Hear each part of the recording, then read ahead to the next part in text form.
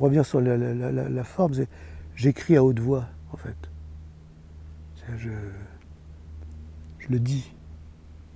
Je le dis, je reviens, je l'ai dit, je le reviens. Mais enfin, en tout cas, c'est une écriture qui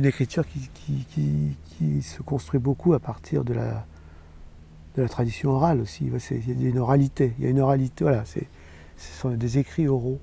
Il y a une oralité de l'écrit, quelque part, qui m'intéresse beaucoup, parce que c'est sûr que quand je cherche, alors là je suis en tant que metteur en scène, quand je cherche des textes à créer, à mettre en scène, je m'appuie beaucoup sur l'écriture, j'ai besoin d'écriture, je suis un metteur en scène qui aime les textes écrits, qui ne me font pas peur, mais c'est une écriture qui est issue de l'oralité de toute façon, donc qui va avoir parfois cette maladresse, parfois cette économie de moyens, parfois cet emballement, mais ça revient toujours. Et moi j'écris à haute voix, c'est-à-dire que les choses je les dis.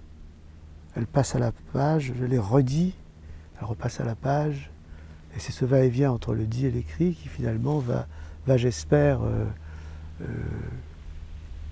comment dit-on, va prendre de façon à ce qu'elle trouve sa forme la plus proche de ce que moi je suis et ce que j'essaie d'être aussi comme metteur en scène. Et c'est aussi trouver la musique du mot.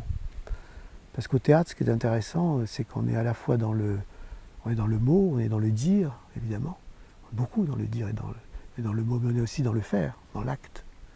Donc le mot devient un acte, ça c'est une autre histoire, mais le mot est à la fois une poésie, mais il est aussi un acte, il est aussi porteur de réalisation, d'incarnation. Donc voilà, tout ça le théâtre m'amène à cette réflexion-là.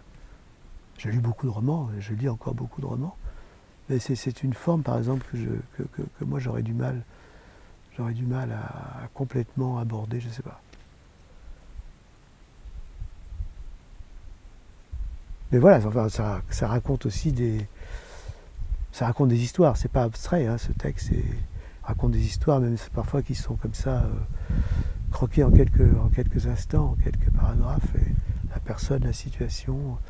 Parce qu'en même temps, voilà, c'est éphémère, la vie dans un hôpital est éphémère, en tout cas pour les patients, on y reste, on s'en va, mais on n'y fait pas sa vie.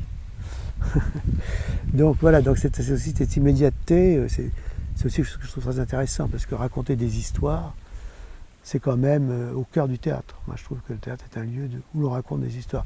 Ou alors on raconte la fin des histoires, et c'est vrai que Beckett, auquel je fais référence une ou deux fois, ou plus même, Beckett, voilà, il raconte la fin des histoires, lui, ou la fin de l'histoire. Donc voilà, on est entre tout ça.